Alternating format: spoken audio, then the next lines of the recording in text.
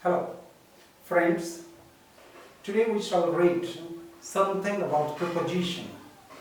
Though it is in the first year course, still the remedial the chapter should be taught once again to the secondary students for remedial measures. Try to understand my point, what a preposition is. And this being in the second year book, particularly the name of the book is your book, which is Invitation to English Book 4, and the chapter is the 4th chapter. I'm Dr. Golaka, behari Acharya, and I would try to introduce you to this particular chapter and make clear all the aspects of preposition in a short while. Let us come to one thing. See, this is a book and this is a pen. Can you tell where the pen is? I just keep the pen here, and can you tell me where the pen is? The pen is in the book. In the book, if it is confined like a box, in the book. Now, if I keep the pen here, then you can say the pen is on the book. And if we keep the pen dragged vertically over, vertically up on the book, then it is known as the pen is over the book, over the book. And if I keep above, that means I should have to take it away from the book and keep some in a higher position. See, the pen is above the book. But if I keep the pen here, it is under the book, vertically under, vertically down, vertically down. If I touch the pen to the body of the book, then I can say the pen is underneath or beneath the book. And similarly, if I keep it some way away from the book but under it, then it is known as the pen is below the book. All these words are mentioned here. But what the preposition is?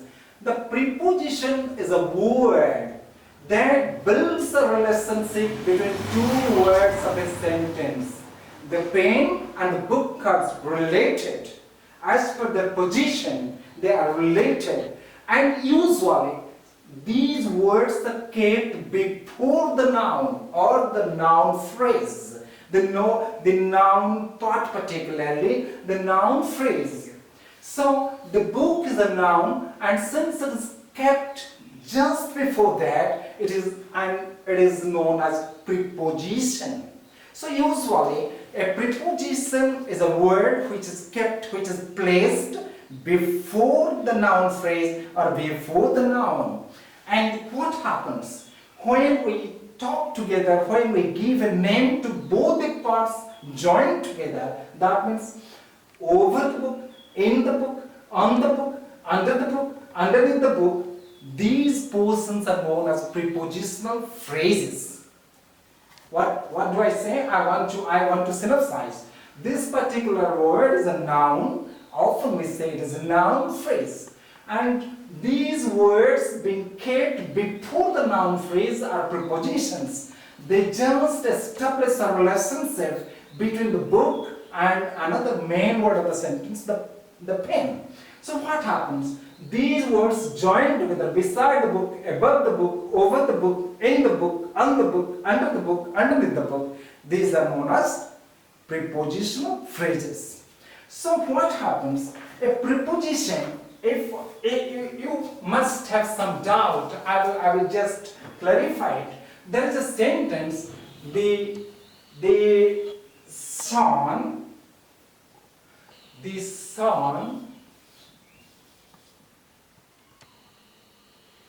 goes down. Oh, the sun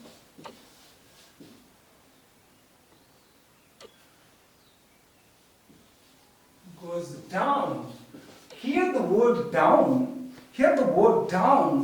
just modifies the word goes. and it is not at all a preposition. It is an adverb. It just modifies the word goes. Goes is a verb, so down is an adverb. But if I place another word, goes down the hill, down the hill. Naturally, the hill is a noun, and so now down turns to be a preposition. So one word can be used in various ways as a preposition, as an adverb. So you should not confuse. Oh, a particular word can always be a preposition. It should not be your mind. It should not be in your mind. Secondly, we should come to another aspect of preposition. A preposition can be of various types. Single word preposition, multi-word preposition. Think of one thing. I say, I shall reach here at 10. A time preposition at is a single word. But think of another word. I'm standing in front of you. In front of is a preposition but constitutes of 3 words. And what happens? All these words, because of being of their placement, thinking of their placement, they are spoken as prepositions. So if we think of all these things in your book, what is mentioned? A preposition is a small word that is used before a noun phrase to express the relationship between things and events.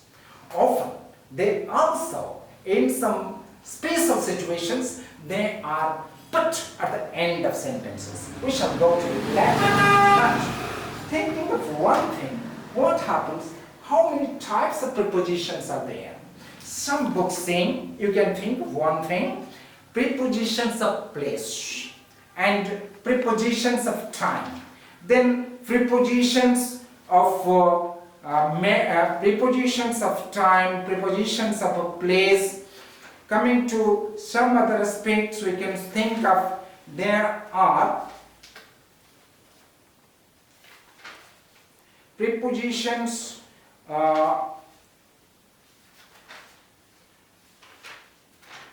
prepositions of other meanings, and if you go to all these aspects one by one, there is a beautiful book written by Barthwick and Leach, in which they have mentioned some two-dimensional aspect, some three-dimensional aspect to signify how the prepositions are used. You can go to that, but not necessarily now. Think of on and in.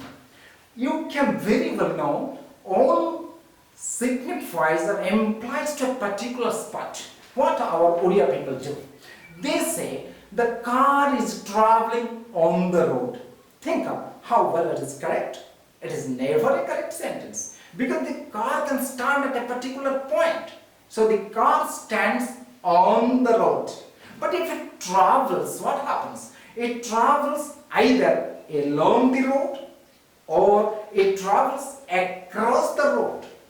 If someone travels particularly in a crowd, what happens? He's traveling through the market, through the crowd. So all these aspects are taken together, and when someone cannot know what the aspect is, they are idiomatically used by the people, by the English-speaking people.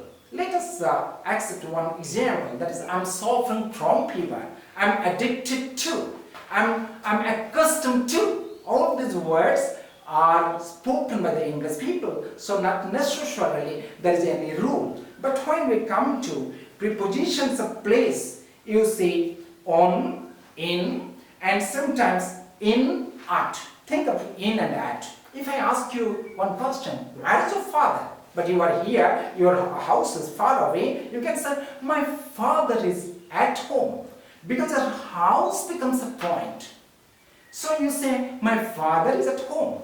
But one thing, if you are standing in front of your house, I'm asking the question, where is your father? You can say, my father is in home.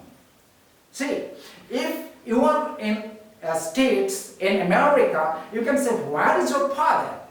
You can say, my father is at India. Because you can necessarily, but though in this big country, you should not take it as a point, but you can say, my father is at Orissa. But come to Delhi, you can say, my father is at Keonjhar. All this, so in comparison to a bigger place, if there is a smaller one, atom only can be differentiated. Similarly, while thinking of time, prepositions of time, when will you come? At 10. But how long will you remain? I may remain here for 2 hours.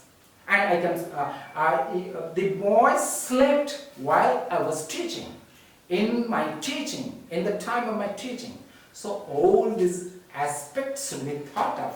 You can know what a preposition is first, what is the definition, what is the difference between a preposition as an verb, and then you can go to different types of preposition, prepositions of time, prepositions of place, prepositions of other meanings, and you can at last you should learn how the English people use prepositions idiomatically. And if you are aware, then there will be very good sentences, well understood, well intelligible by people. But if a single mistake in prepositions may change the total meaning and may create a wrong sentence. Thank you. We shall go to it in the second lesson, in the second teaching, second period, in the later time when I will come to you. But this is the synoptic vision of this particular chapter. Thank you.